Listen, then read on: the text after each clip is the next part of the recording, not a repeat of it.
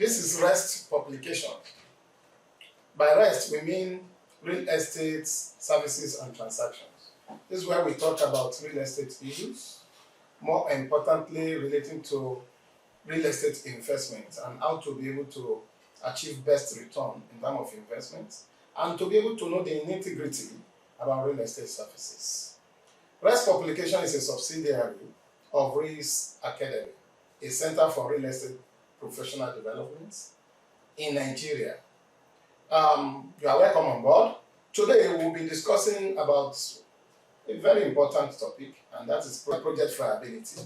In our last episode, series of episodes, we have emphasized in detail about project feasibility as an aspect of business case. The second leg is project viability. And in this episode, we'll start our discussion on project viability to discuss what is the importance of project viability, what's the goal of project viability, and more importantly, to know what choice of viability techniques that will be suitable based on investment objectives. So you are welcome on board. Please don't go away. After this short break, I will be right back.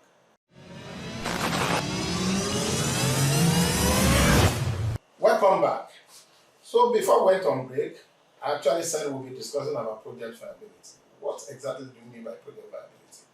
It's important for us to understand that even investors should understand what project viability is. Because it's common that we take feasibility to mean viability and vice versa.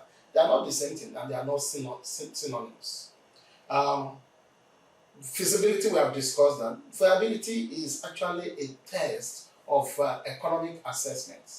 It's a test of whether the assets, the project we want to do, whether it's worth the while to do it, whether it's worth the allocation of capital that we want to put into such an investment. Because every investment, the moment you commit a capital into an investment, it has alternative forgone, right? So it's important to really assess whether the capital allocation will be optimal if it is committed into such project or not. So the central thing in viability is actually to assess for the performance of the project in terms of economic return, in terms of financial gains, particularly where it is private projects. And even in the case of public projects, you still do viability, so as to examine whether the resources allocation will worth the while before committing the resources into such a project. So, in viability, what we do is to examine will it be profitable, and the level of profitability is reasonable enough for our acceptability. These are the key things that we observe in project viability. So viability is to really examine, does it really worth the while to go into the investment? Is it reasonable to do it? Should we do it? And in a normal question form, we will say viability is to answer the question of should it be done? Does it make economic sense for the project to be done? Now, before going further, let me emphasize here that viability is not something to be done in isolation of feasibility, unless the project is adjudged feasible. Otherwise, there won't even be need for any viability, because the feasibility of a project is essential to determine whether the project is actualizable or not. For any project that's not going to be actualizable for whatever reasons or whatever considerations, no matter how profitable such a project will be, it will not worth the while to test for such a viability. So, viability takes cue after project feasibility. When the project is adjudged feasible, then the question is, should it be done? Does it make economic sense to commit the capital into such an investment? And even under that same viability, the other side of it is where you even have choice of investment. You can now decide on which one will ever you the best return on investment. So this is the essence. These are the essence why viability analysis has to be done when embarking on a project. And I always say that when you do that, it enables you to see through the performance of the project right from the conception stage. So you will not be gambling. You can preempt. You can anticipate. And as a matter of fact, you can equally, with risk assessment, you can equally try to guide deviations from your expectations. So viability analysis is highly essential to investors who want to embark on real estate project. And more importantly, let's know that real estate project is such that the risk is very, very peculiar. More importantly, when you talk about the fact that it's highly immovable, you can't move it, and it's highly illiquid. So going into real estate investing requires proper financial analysis so as to be sure of what the performance of that investment will be. So then what is the goal of project viability? The goal of project viability primarily centers on assessing the profitability and the level of profitability of the project. Centrally, assessing the profitability of the project and the level of that profitability, whether it's going to be acceptable, or otherwise. This is the goal of project viability. So any viability analysis that we do, we try to examine whether it's going to actually generate return, and that the return will be able to overcome the cost, and that will still be able to have surplus. Unfortunately, that surplus might be positive and might be negative. In the case when it is negative, that means there is a loss. When it's a negative, that means there is a loss. So it's important to test for this viability. Again, we should realize that while parting with capital, investment is saying it involves having to part with an immediate lump sum. You part with capital. While parting with capital, what is certain is that you will part with capital. The expectation, the return aspect of it is based on expectation. That expectation needs to be analyzed, needs to be guided for us to really be sure that, well, how reasonable is our expectation? Viability analysis or viability studies will do that for us. Now, in doing viability analysis, there are various techniques to assess the performance of an investment or a property development. Within the context of our discussion in REST publication, we focus on real estate developments. Right? This viability analysis is not limited to real estate investment or development alone. Any form of investment requires to be analyzed to be sure that it's going to perform optimally or otherwise before committing resources into it. However, for the purpose of our own discussion, REST publications, we center on real estate investment and, more importantly, real estate development. Now, in going into real estate development, there are investment objectives. You have different types of investment objectives. Basically financial now. We are not talking about non-peculiar. We are talking about financial. Even within financial, the objective might be for income generation of stream of income flow. You want to have an asset that will be producing income regularly. Right? In that situation, that's a situation where you have what we call investment properties.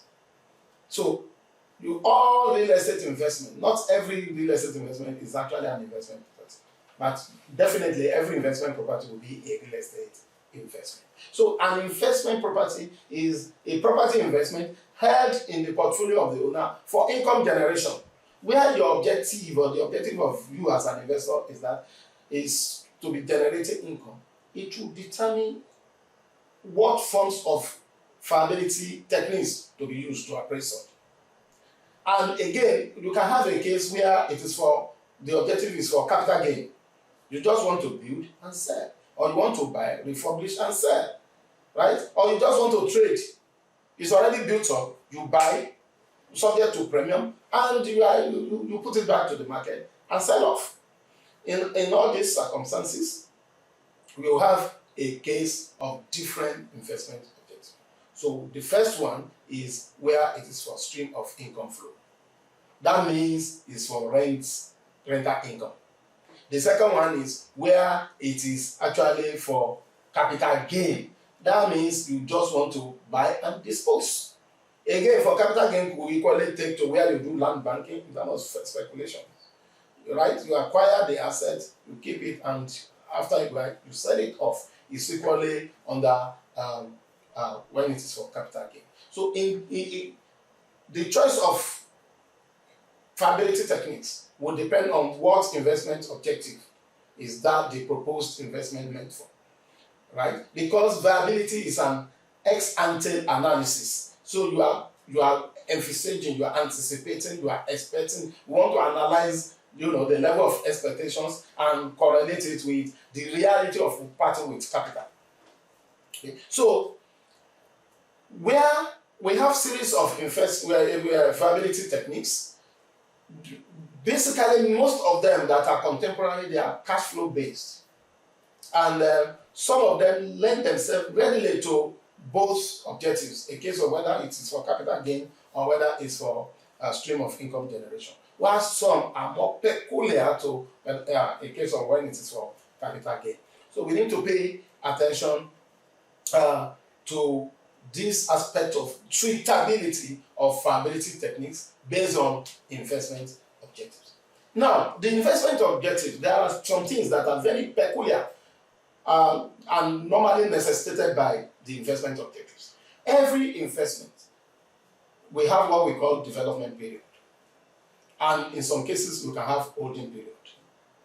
Right? We have development period, and in some cases, we have holding period. Whether the development you want to do involves only development period or only holding period or combination of both development and holding period will be a case of the investment objectives and your approach to investment. And on that note, we equally determine what viability techniques to be adopted. Don't go away, I'll be right back after this short break.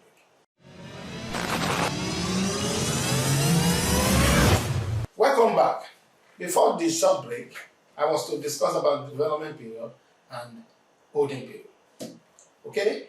Maybe I should first of all mention that in real estate development, every real estate development will likely involve construction. Right? And that means there will be construction period. Dear viewers, there is a difference between a construction period and development period. The construction period is the period of that production. The exact activities on site, starting from mobilizing to site clearance, and ending with when the project has attained practical completion and is ready for operation. Whereas development period is more than that. Development period actually starts from project conceptualization, when the idea of that project is initiated. And we only end not with when the project had been completed in terms of construction, but when the project had attained a stage of performance in the market, whether it's by way of disposing it or whether it's by way of letting it. For example, you want to talk about, you have to develop a mall, for example. And when you develop a mall, construction is when the contract is awarded and the contractor mobilizes to site, construction period has started. And hence, when the contractor has finished the mall, ready, and it has been inspected, and hence there's closeout. It has been certified ready for performance. That is construction period. Now, whereas before mobilizing to site, a lot of development activities would have happened. In fact, initiating or coming up with the development idea alone starts development period. So you have a lot of activities there, and which ordinarily will impact on the process of your viability analysis. So we have to be careful, particularly investors. Your viability analysis will not just cover period of construction. No. At least it has to cover period of development, where it's actually a development project. And the development here period starts from when the idea is initiated, running through the planning stages, the design, the approval, the development of business case, sourcing finance, and procuring contractor that will do all the job. All those pre-construction period come under development period. And including the construction period itself. And it does not even end with construction. Okay? It goes beyond construction because development is not completed until the deliverables, the projects you have built gets to the hands of final beneficiary, either in terms of tenants to occupy the place, or in terms of buyer, or in terms of self-occupation. So until the products get disposed, development period is not completed. So it then means that period of complete absorption in the market forms part of development period. For purpose of appraisal, I'm double sure that professional colleagues we understand this. Period of complete absorption in the market forms part of development period. And for purpose of viability analysis, this period must be appropriately captured. So you can have a case where your project only has development period. In which case, you are to, let's say you want to build mass housing, and the idea of mass housing comes up, you do your pre-construction, you do everything, you complete the work, and you are able to sell. You take marketing period. When you sell off, there is no holding period because you are not retaining any unit for income generation. So such an example is a case of an investment with only development period. But the other case that I gave as an example, more, you have to do more. And you have initiated the project, you have done you have your pre-construction period, you have your construction period. You are now in the market letting the shopping spaces. It will take a while before the shopping spaces is completely absorbed in the market. Until they have complete absorption, you are still running your development period. And at the end of that development period, don't forget, it's for income generation. So being for income generation, therefore, means that you retain it in your portfolio such that you are enjoying income flow in form of rents from the mall. That we introduce what we call holding period. Holding period.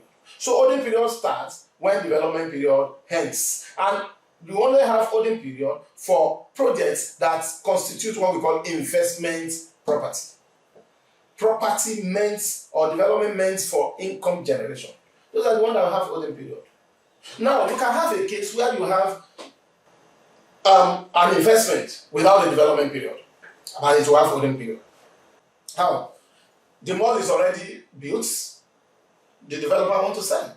Or it's an hotel that has been built, or an hostel, and the guy wants to sell, and you just move in and buy.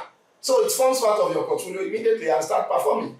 You don't have development period in that case. But so long you retain it in your portfolio for income generation, there will be holding period. And holding period has holding period risk and what? Holding period return. These are issues in viability that must be captured properly. So understanding development period in relation to holding period, or understanding the circumstance of your investment, the proposed investment, in relation to these two concepts is very, very important. So that you'll be able to reflect the viability that will cover those periods appropriately. The other one is where it is for outright disposal, like the mass housing I have said, right? Or you want to just build 2 number detached houses and you sell out. That one will not have holding period, but will have what? Development period. You can see the 3 scenarios now. The first one is a case when it is an investment property and you are building to retain. You are developing it so that you retain it as investment property. Then there will be development period, which starts from project conceptualization and only ends when there is complete absorption of the entire space in the market. Development period ends. Then your holding period starts. Okay? And the holding period will only end when you dispose it, or when your tenure ends, as the case may be. But you can actually have a case where it is a development meant to be sold. In that case, we have development period, starting from projects conceptualization, running through your initiation process, planning and what have you, all the pre-construction period, then your construction period, and your disposal period, which is your marketing period. The moment you are able to sell completely, you have ended the development and no holding period situation in that case, because it's not applicable. You are not retaining anything. Then the third case is where is an investment property, but you are not building it. It's not developed by you. You choose to buy already developed property, like a mall, as an example I have given. Okay, like a recreation center, like hostels, hotel, and so on and so forth. In that situation, you will not experience development period. Development period return and risk will not be there, but there will be holding period. So under circumstance, again, you have an investment without development period but with holding period. So we have those 3 scenarios, and the circumstance of your project or the investment must be captured in the viability. But the viability analysis must reflect this reality, if, of course, is to be a reliable viability analysis. So now, with this background, Then we can now look at the relationship, how these development period, owning period affect our viability analysis. In fact, the fact that they have risk and return characteristics, development period risk, development period return, development owning period risk, owning period return, that means there are issues to reflect or to be captured in our viability analysis. So basically, if it is not for academic exercise, my emphasis here is that a realistic project viability studies should conform with the reality of the project, and of course should reflect the circumstances of the project, whether the project has development period and owning period together, or whether it's a project with development period without owning period, or whether it's a project without development period but with owning period. On this note, dear viewers, this is a convenient spot to stop this episode. I will continue with my discussion on this project by viability come next episode. Look forward to seeing you. Thank you.